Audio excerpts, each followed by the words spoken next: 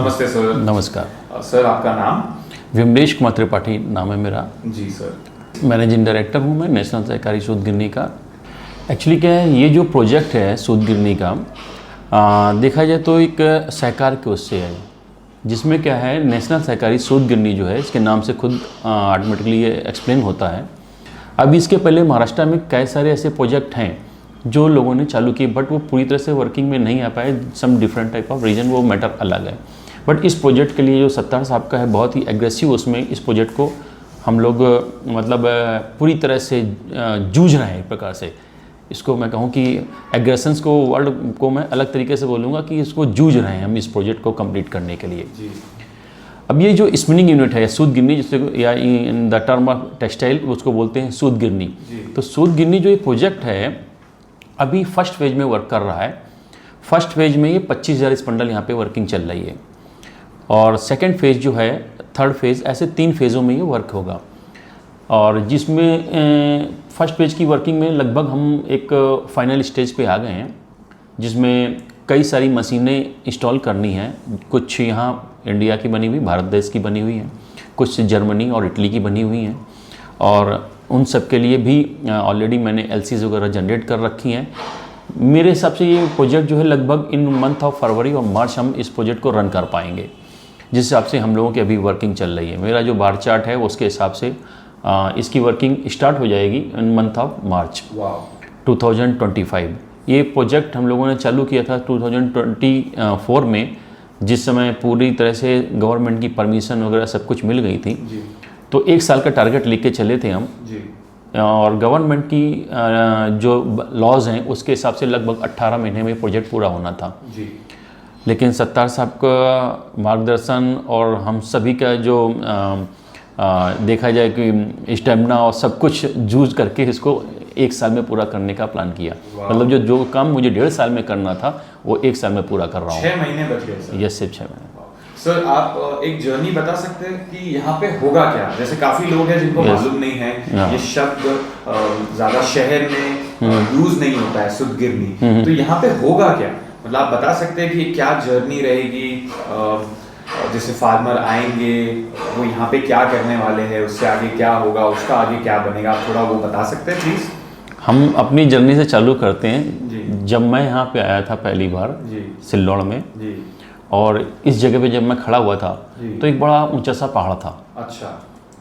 उसको हम लोगों ने लेवल करके, ब्रेक करके कई जगहों से, और उसको लेवल किया है, तभी आपको जो लैंड दिखाई दे रही है समतल दिखाई दे रही है जी।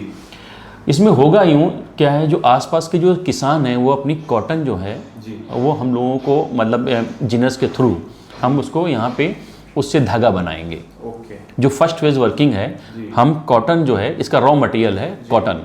तो आसपास के जो भी किसान भाई हैं वो हमको कॉटन देंगे, उस कॉटन से हम यहाँ पे धागा बनाएंगे पहला फेज में। सेकंड फेज में हम उस धागे से कपड़ा बनाएंगे, और उस कपड़े से जो थर्ड फेज है हमारा वर्किंग का, उसमें हम गारमेंटिंग, मतलब आने वाले टाइम में यहाँ पे कपड़ा बना करके खुद का अपना आउटलेट होगा। अच्छा। हाँ। तो इसमें सर मतलब फिनिश प्रोडक्ट बन सकता है? यस, यस, इधर ही बन पाएगा? यस, टी शर्ट शर्ट यहीं बनेंगे। इवन ट्राउजर्स का भी वर्किंग हो रहा है। लेडीज़ के जो लेगीज हैं उनका वर्क होगा। तो इस टाइप के जो कैजुअल ड्रेसेस हैं, कैजुअल ड्रेसेस की वर्किंग हम यहाँ पे कर रहे हैं। तो सर इससे तो काफ़ी रोजगार मिलेगा? हाँ, इससे आने वाले समय में लगभग जब हमारा थर्ड फेज कंप्लीट हो जाएगा, लगभग 3,000 लोगों को रोज का 24 घंटे में रोजगार मिलेगा। 3,000 पीपल एवरी डे? 3,000 लोग हर दिन। काफी अच्छा नंबर है सर। यस। और ये स्पिंडल्स में क्या कैपेसिटी है सर ओवरऑल तीनों? फर्स्ट फेज में हमने 25,000 स्पंडल चालू करने वाले हैं। अच्छा। और सेकंड फेज में हम 25,000 स्पंडल और, मतलब 50,000 स्पंडल का वर्क करेंगे। ओके। साथ में कुछ लूम्स और निटिंग का वर्किंग करना है। निटिंग जैसे जो अपनी टी शर्ट वगैरह होती हैं उनकी बनाने के लिए, और लूम्स का वर्क करेंगे जिसमें हम ट्राउजर्स बनाएंगे। अच्छा। और थर्ड फेज जो वर्किंग होगा उसमें कुछ जापानी तकनीक से ऑटोमेटिक मशीनें लाएंगे जो स्टिचिंग का वर्क करेंगी, और कटिंग एंड स्टिचिंग के थ्रू हम उनको कन्वर्ट करेंगे टी शर्ट में और ट्राउजर्स में। तो उसमें मोस्टली जो है वो थर्ड फेज वर्किंग जो होगी वो कुछ साल या कुछ महीने बाद होगी। फर्स्ट फेज़ वर्किंग इसी साल कंप्लीट हो जाएगी, मतलब आने वाले समय में, जो मैंने अभी बताया 2025 मार्च में। सेकंड फेज़ वर्किंग है वो फिर से सेम प्रोसेस में वर्क करेंगे। थर्ड फेज़ वर्किंग में आते, मतलब ये समझ लीजिए 2028 तक ये सिल्लोड ज़िले का सबसे बड़ा प्रोजेक्ट होगा। और इस प्रोजेक्ट में और भी लोग बाहर से, कुछ प्राइवेट कंपनियां भी इन्वॉल्व होंगी, जिससे हमें इस पर्टिकुलर क्षेत्र में, जिस जगह अभी हमारी सूद गिरनी चल रही है, यहाँ पे एक टेक्सटाइल पार्क बनाने का उद्देश्य है। अच्छा। और ये टेक्सटाइल पार्क जो होगा वो सिल्लोड जिले का, मतलब देखा, सॉरी मैं बोलूँगा संभाजी नगर जिले का सबसे बड़ा टेक्सटाइल पार्क होगा। जैसा आपने शायद सुना हो कभी गुजरात में, या गुजरात में सूरत में है, अहमदाबाद में है, या अचल करंजी में, अपने यहाँ महाराष्ट्र में अचल करंजी में है। ऐसा ही टेक्सटाइल पार्क ये बनने का पूरा जो प्लान है वो टेक्सटाइल पार्क जनरेट करेंगे। का काफी बड़ा विजन है इस चीज। Yes yes yes. अभी तक सर कितना लागत है इस प्रोजेक्ट के लिए?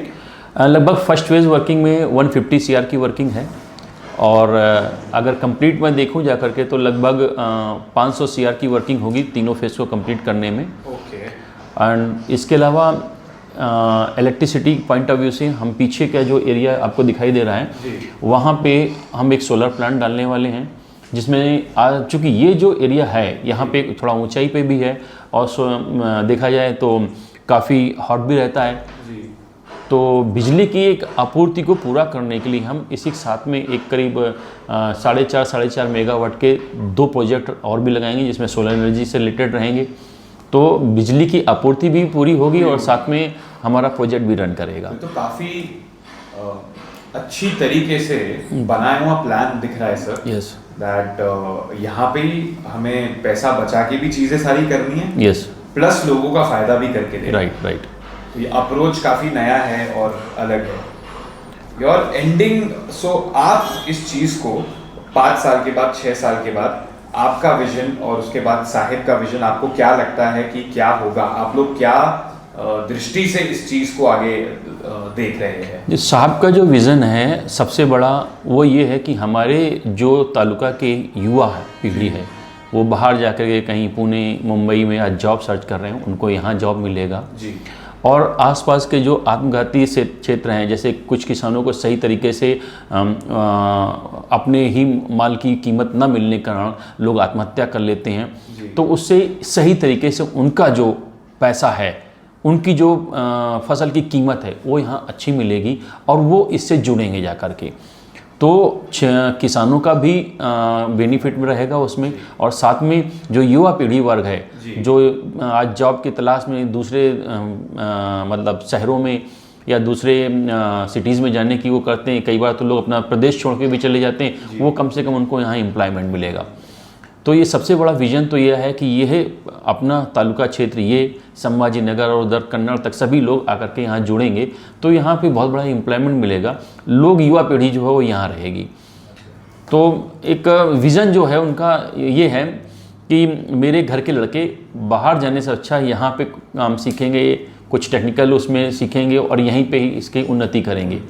सबसे बड़ा ये रहेगा। और सेकंड क्या है, ये तो प्रत्यक्ष रूप से होता है।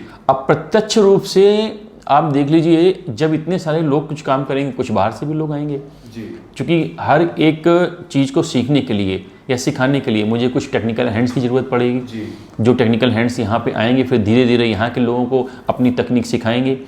जो वो तकनीक सीखेंगे तो बाहर से भी जो लोग आएंगे उससे अप्रत्यक्ष रूप से आसपास के लोगों को लाभ मिलेगा। जैसे आसपास की दुकानें हैं उनको लाभ मिलेगा, भाजी वालों को लाभ मिलेगा, जो आज फास्ट फूड या होटल्स का व्यापार कर रहे हैं उनको भी लाभ मिलेगा।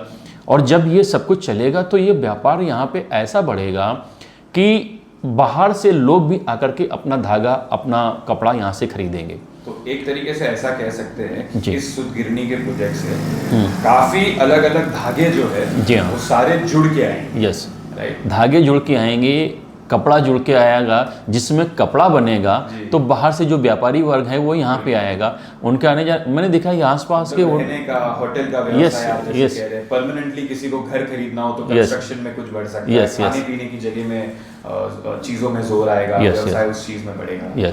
तो काफ़ी वेल लेड आउट प्लान है sir. Yes yes yes. Thank you so much sir, अच्छा लगा आपसे बात करके। Okay, thank you sir. धन्यवाद।